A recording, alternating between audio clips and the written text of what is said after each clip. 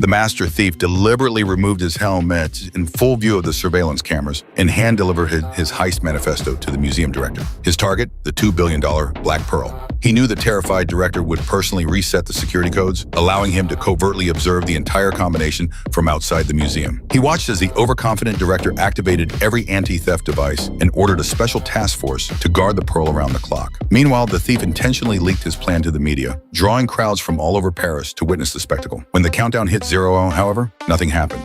Just as the director exhaled in relief, the alarm shrieked.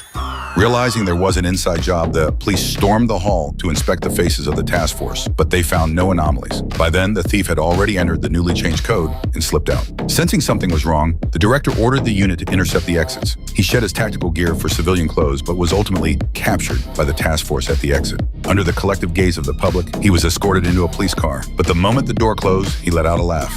The patrol car was a fake, driven by his accomplices. Under the perfect cover of sirens, he vanished from the scene, initiating his true plan of flawless disappearance. He stepped out of the fake car, ducked into an alley, and climbed to a rooftop, intentionally exposing himself to the police snipers. This lured the entire force toward him. He sprinted across the rooftops until he reached a 10-meter-wide gap between buildings. He took a leap of faith but failed, plummeting from the roof to ensure he drew the attention of every passerby. When the police reached the scene, all that remained was his signature fedora. Following a tip from a witness, the inspector rushed to the hospital, only to find the thief lying motionless in the morgue. Even as he touched the cold corpse, the inspector refused to believe the legend had ended this way. Headlines immediately broadcast his death, and his funeral was held as scheduled. At the very last moment before the burial, Excuse me? the inspector intercepted the casket, demanding an exhumation.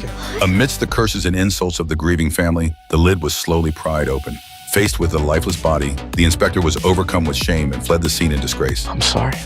As the final flowers fell onto the grave, the thief opened his eyes. He used his tools to push aside a secret panel at the bottom of the casket and crawled into a pre-dug tunnel to make his final escape. In reality, he had meticulously chosen the fall site 2 weeks prior. By utilizing window awnings and a concealed airbag vest, he ensured he hit the ground unharmed. Then his accomplices moved him into the morgue, where cooling spray allowed him to fake a death certificate right under the inspector's nose. Now that the entire world believes he is dead, the $2 billion Black Pearl is officially and untraceably his.